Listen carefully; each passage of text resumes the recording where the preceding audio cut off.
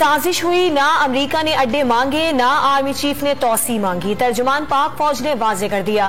قومی سلامتی کمیٹی اجلاس کے اعلامیے میں کسی سازش کا ذکر نہیں، امریکہ نے پاکستان سے کسی سطح پر فوجی اڈے نہیں مانگے۔ دورہ روس پر پاک فوج کی رائے بھی یہی تھی کہ وزیر اعظم کو ماسکو جانا چاہیے۔ آرمی چیف 29 نومبر کو ریٹائر ہو جائیں گے، توسیع چاہتے ہیں نہ قبول کریں گے۔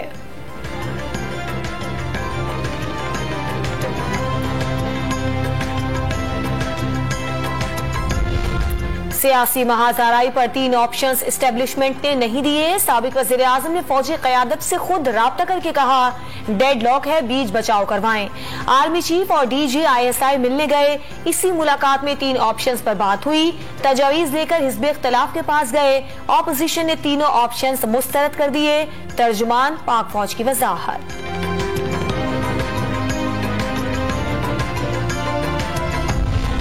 چیئرمین پیپلز پارٹی بلاول بھٹو زرداری نے ترجمان پاک فوج کی پریس کانفرنس جمہوریت کے لیے تازہ ہوا کا جھونکا قرار دے دی۔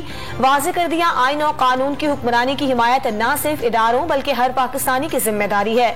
پاکستان کے تمام مسائل کا حل جمہوریت میں دیکھ لیا۔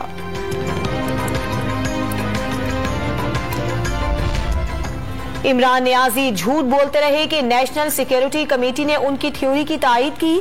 قومی مفادات اور اداروں کو استعمال کرنے، قوم کو گمراہ کرنے کی بدترین مثال قائم کی گئی۔ رہنما نون لیگ احسن اقبال کا ٹویٹ۔ ڈی جی ISPR نے واضح کر دیا ماسکو جانے کا فیصلہ اکیلے کا نہیں تھا، اسٹیک ہولڈرز کی مشاورت شامل تھی۔ سیاسی مداخلت کے موقف کی بھی تائید ہوئی۔ شاہ محمود قریشی کا رد عمل، ہر جماعت اس پریس کانفرنس کی اپنے طور پر تشریح کرے گی، یہ فطری بات ہے۔ مناسب حل یہ ہے کہ سپریم کورٹ جوڈیشل کمیشن تشکیل دے، سابق وزیر خارجہ کا مطالبہ۔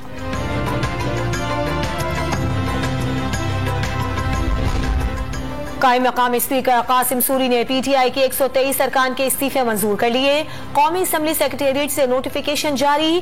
اراکین مجرم کو حکومت میں لانے کے امریکی اقدام کے خلاف کھڑے ہوئے، عمران خان کا اراکین کو خراج تحسین۔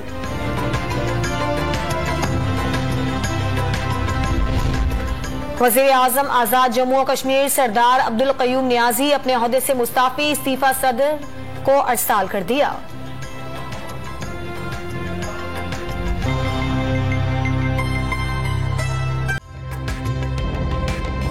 تازہ ترین ویڈیوز کے لیے ہمارا YouTube چینل سبسکرائب کر کے بیل آئیکن پریس کریے تاکہ آپ کو ملے ہر اپڈیٹ سب سے پہلے۔